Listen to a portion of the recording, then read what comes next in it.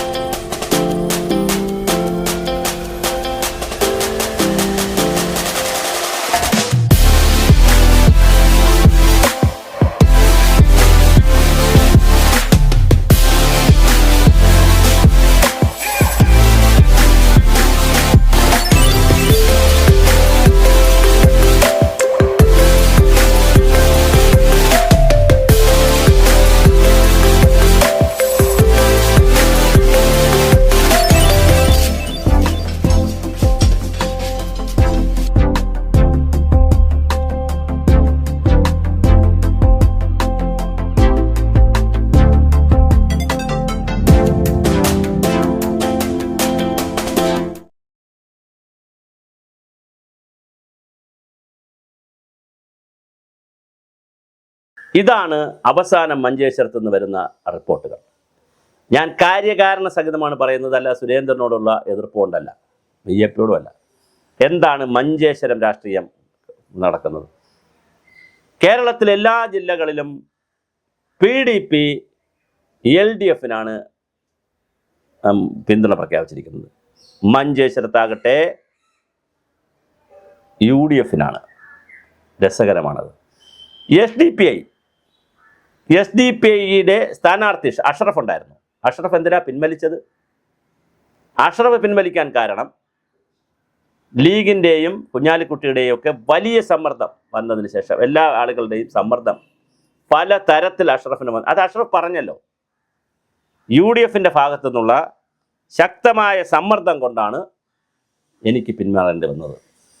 SDPIയുടെ നേതാവ് അത് UDFിന് അനുകൂലം. അപ്പോൾ അവിടെ SDPI PDP ചുരുക്കത്തിൽ വലിയ ഒരു മുസ്ലിം ബെൽറ്റാണ് അവിടെ. 10-60-70% മുസ്ലിങ്ങളുടെ ഏരിയയാണ്. ഇനി മറ്റൊരു കാര്യമുണ്ട്. അവിടെ പിന്നെ കോൺഗ്രസിന് വേണ്ടി മത്സരിക്കുന്ന മറ്റൊരാളുണ്ട്, അല്ല പിന്നെ CPMന് വേണ്ടി. അദ്ദേഹം കന്നഡക്കാരനാണ്. അപ്പോൾ കന്നഡ ഭാഗത്തുള്ള വോട്ടുകളെല്ലാം അവർ കൊണ്ടുപോകും. കന്നഡ സംസാരിക്കുന്നവരുടെ വോട്ടുകളെല്ലാം അദ്ദേഹം കൊണ്ടുപോകും. അതിലൊരു വോട്ടും BJPക്ക് കിട്ടാൻ പോണില്ല.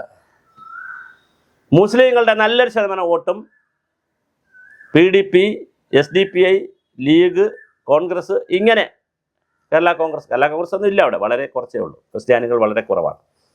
ഈ വോട്ടുകൾ മുഴുവൻ പിന്നെ ഇന്ത്യൻ യൂണിയൻ മുസ്ലിം ലീഗിൻ്റെ അഷ്റഫ് പിടിക്കാനാണ് എല്ലാ സാധ്യതകളും കാണുന്നത്. അപ്പോൾ സുരേന്ദ്രനെ അറസ്റ്റ് ചെയ്യാൻ, പൊളിറ്റിക്കൽ അറസ്റ്റ് ചെയ്യാൻ, സുരേന്ദ്രനെ തോൽപ്പിക്കാൻ എല്ലാ പഴുതുകളും അടച്ചുകൊണ്ട് തോൽപ്പിക്കാനുള്ള, അല്ലെങ്കിൽ ജയിക്കാനുള്ള എല്ലാ പഴുതുകളും അടച്ച് തോൽപ്പിക്കാനുള്ള എല്ലാ സാധ്യതകളെയും മുതലാക്കിക്കൊണ്ടാണ് മഞ്ചേശ്വരം തിരഞ്ഞെടുപ്പ് മാറിക്കൊണ്ടിരിക്കുന്നത്. ഞാനിത് പറയുന്നത് മഞ്ചേശ്വരത്തെ ഫീൽഡ് റിപ്പോർട്ടിൽ നിന്നാണ് പറയുന്നത്. ഞങ്ങളുടെ ഫീൽഡ് റിപ്പോർട്ടർമാരും അവിടുത്തെ ജനങ്ങളിൽ നടത്തിയിട്ടുള്ള ഫീഡ്ബാക്കും വെച്ചിട്ടാണ് പറയുന്നത്. ഇപ്പോഴത്തെ പൊളിറ്റിക്കൽ സ്ട്രാറ്റജി എന്ന് പറയുന്നത്, പിന്നെ ജനങ്ങൾ വോട്ട് ചെയ്യുമ്പോൾ, ഞാൻ ജനാധിപത്യത്തിൽ വോട്ട് ചെയ്യാൻ പോകുന്ന ജനങ്ങൾ ഇന്ന ആളിന് വോട്ട് ചെയ്യും, അതുകൊണ്ട് ഇന്ന ആൾ തോറ്റുപോകും എന്ന് പറയുന്നത് ശരിയല്ല. മഞ്ചേശ്വരത്ത് നടക്കുന്നൊരു കാര്യം പിന്നെ മറ്റൊരു സ്ഥലത്തിരുന്നു കൊണ്ട് അങ്ങനെ സംഭവിച്ചു എന്ന് പറയുന്നത് ശരിയല്ല. സംഭവിക്കും എന്നേ പറയാൻ പറ്റുള്ളൂ. മേബിയാണ്, വിൽ ബി അല്ല. നടന്നു എന്ന് പറയാൻ പറ്റത്തില്ല, അല്ലെ നടക്കും എന്നുള്ളത്. പക്ഷേ അവിടുത്തെ അന്തർധാരകൾ, അവിടെ ഉണ്ടാകുന്ന അടിയൊഴുക്കുകൾ വളരെ കൃത്യമായി മുസ്ലിം കൺസോൾട്ടേഷൻ്റെ ഒരു വോട്ട് പോലും മുസ്ലിമിൽ നിന്ന് മാറിപ്പോകാതിരിക്കാൻ, ഒരു മുസ്ലിം പോലും സുരേന്ദ്രൻ വോട്ട് ചെയ്യാതിരിക്കാനുള്ള സകല തന്ത്രങ്ങളും അവിടെ മഞ്ചേശ്വരത്തായി കഴിഞ്ഞു എന്നാണ് മഞ്ചേശ്വരത്ത് നിന്ന് കിട്ടുന്ന ഫീൽഡ് റിപ്പോർട്ട്. ഹിന്ദു വോട്ടുകളിൽ കന്നഡ ഭാഗത്തുള്ള, അല്ലെങ്കിൽ കന്നഡ സംസാരിക്കുന്ന ആളുകളുടെ വോട്ട് CPM കൊണ്ടുപോവുകയും ചെയ്യും. പക്ഷെ അവർ ജയിക്കത്തില്ല. അങ്ങനെ വരുമ്പോൾ സുരേന്ദ്രനും BJPയുടെ NDA സുരേന്ദ്രനും UDF അഷ്റഫും തമ്മിലാണ് മത്സരമെങ്കിലും വലിയ ഭൂരിപക്ഷത്തിൽ അഷ്റഫ് ജയിക്കും. മറ്റൊരു പ്രധാനപ്പെട്ട കാര്യം, സംസ്ഥാനത്താകെ ലീഗിനും കോൺഗ്രസിന് അനുകൂലമായ ഒരു ട്രെൻഡ് കിടപ്പുണ്ട്. ഒരു ആൻറ്റി ഇൻകംബൻസ് ഭരണവിരുദ്ധ വികാരം കേരളത്തിൽ കിടപ്പുണ്ട്. ഒരു പിണറായി വിരുദ്ധ വികാരം, അതും വളരെ കൃത്യമായി അവിടെ വർക്കൗട്ട് ചെയ്താൽ തീർച്ചയായിട്ടും സുരേന്ദ്രൻ തോറ്റുപോകും. ഇതാണ് ഇതിൻ്റെ കാൽക്കുലേഷൻ. പക്ഷേ ജനങ്ങൾ അതിനതീതമായി ചിന്തിക്കുകയോ ഇന്ന് നരേന്ദ്രമോദിയുടെ BJPക്ക് ഞങ്ങൾ വോട്ട് ചെയ്യുമെന്ന് മുസ്ലിം ജനങ്ങൾ, മുസ്ലിം ലീഗല്ല, മുസ്ലിം ജനങ്ങൾ തീരുമാനിക്കുകയോ അല്ലെങ്കിൽ മറ്റെന്തെങ്കിലുമൊക്കെ അവിടുത്തെ അഷ്റഫിൻ്റെ വികസന പ്രവർത്തനങ്ങൾ 2 പ്രാവശ്യമൊക്കെ ആയതുകൊണ്ട് മോശമായി പോയതുകൊണ്ടോ പുതിയ വികസന നായകൻ വരട്ടെ എന്നുള്ള ചിന്തകളൊക്കെ ജനങ്ങൾക്കൊണ്ടേ മാറാം. ജനാധിപത്യത്തിൽ അങ്ങനെ പലതും അത്ഭുതങ്ങളും അട്ടിമറികളും ഒക്കെ നടക്കാൻ സാധ്യതയുണ്ട്. പക്ഷെ പഴയ ഒരു സുരേന്ദ്രനെ വച്ചുകൊണ്ട്, അല്ലെങ്കിൽ നേരത്തെ 80 സീറ്റ് കിട്ടിയ, 800 സീറ്റ് കിട്ടിയ, അല്ലെങ്കിൽ 1000-ന് താഴെ സീറ്റ് കിട്ടിയ ഒരു സുരേന്ദ്രനല്ല ഇപ്രാവശ്യം അവിടെ ഫേസ് ചെയ്യുന്നത്. അതുകൊണ്ട് തന്നെ സുരേന്ദ്രൻ അവിടെ നിന്ന് മാറിയിട്ടുമില്ല. സുരേന്ദ്രൻ മഞ്ചേശ്വരത്ത് തന്നെ ഉണ്ട്. സാധാരണ BJPയുടെ മുൻ പ്രസിഡന്റ് എന്നുള്ള നിലയിൽ സുരേന്ദ്രൻ കേരളം മുഴുക്ക സഞ്ചരിക്കണ്ടേ? പക്ഷേ സ്വാഭാവികമായിട്ട് അദ്ദേഹത്തിന് മണ്ഡലത്തിൽ നിന്ന് മാറാൻ കഴിയുന്നില്ല. അവിടെ ടൈപ്പ് ചെയ്ത് കിടക്കുകയാണ്. കാരണം അത്രയ്ക്ക് ടൈറ്റായിട്ടുണ്ട് അവിടുത്തെ കാര്യങ്ങൾ. അതുകൊണ്ട് സുരേന്ദ്രനെ സംബന്ധിച്ചിടത്തോളം അദ്ദേഹം തോറ്റുപോകും എന്നാണ് വളരെ കൃത്യമായി മഞ്ചേശ്വരത്ത് നിന്ന് റിപ്പോർട്ട്. അതിൻ്റെ കാര്യകാരണ സഹിതം ഇതാണ്.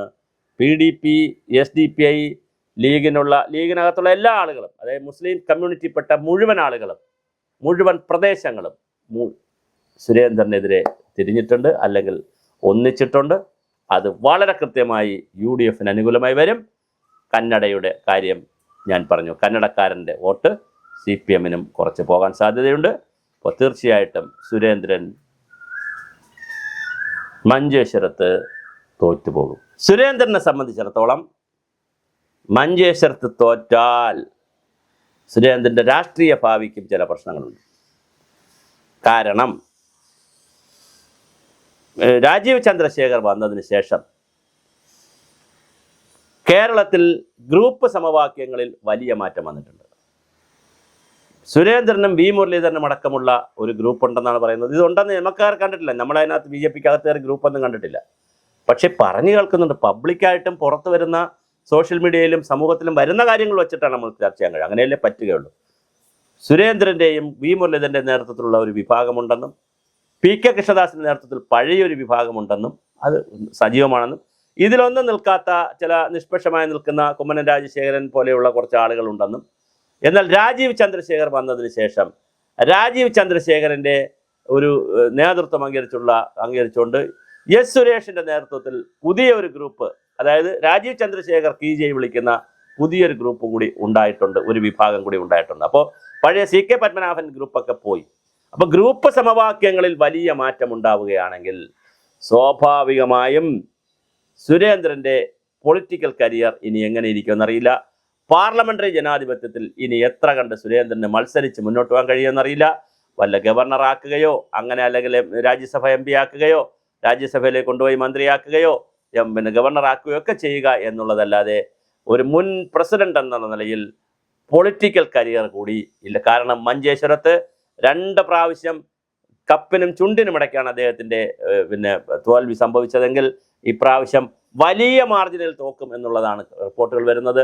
അങ്ങനെ റിപ്പോർട്ട് വന്നാൽ അത് സുരേന്ദ്രൻ്റെ പൊളിറ്റിക്കൽ കരിയറിനെ, അല്ലെങ്കിൽ പാർലമെന്ററി പൊളിറ്റിക്കൽ കരിയർ, അല്ലാതെ മറ്റേ പൊളിറ്റിക്സ് നമുക്ക് അഭിപ്രായമില്ല. ഇപ്പോൾ ശ്രീധരൻപിള്ള ഗവർണറായി, കുമ്മനം രാജശേഖരൻ ഗവർണറായി, ഇനിയും പലരും ഗവർണർമാരാകും, അത് വിഷയമല്ല. പക്ഷേ ഞാൻ പറഞ്ഞ പാർലമെന്ററി രംഗത്തെ അല്ലെങ്കിൽ തെരഞ്ഞെടുപ്പ് രംഗത്തെ നിൽക്കാനുള്ള സുരേന്ദ്രൻ്റെ ആ ഒരു എവിടെ നിൽക്കും എന്നുള്ളതും വളരെ പ്രധാനമാണ്. ഇനി കേരളത്തിൽ എവിടെ പോയി നിന്നാൽ ജയിക്കാൻ പറ്റും എന്നുള്ളത് സുരേന്ദ്രനെ സംബന്ധിച്ചിടത്തോളം വലിയൊരു ചോദ്യമാണ്.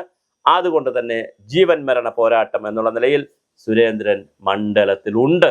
പക്ഷേ സുരേന്ദ്രൻ്റെ ശക്തി കൂടുന്നതിനനുസരിച്ച് തന്നെ അപ്പുറത്തെ ശക്തി വളരെ ശക്തിയായി വന്നുകൊണ്ടിരിക്കുന്നു എന്നുള്ളതാണ് മഞ്ചേശ്വരം നമുക്ക് തരുന്ന റിപ്പോർട്ട്.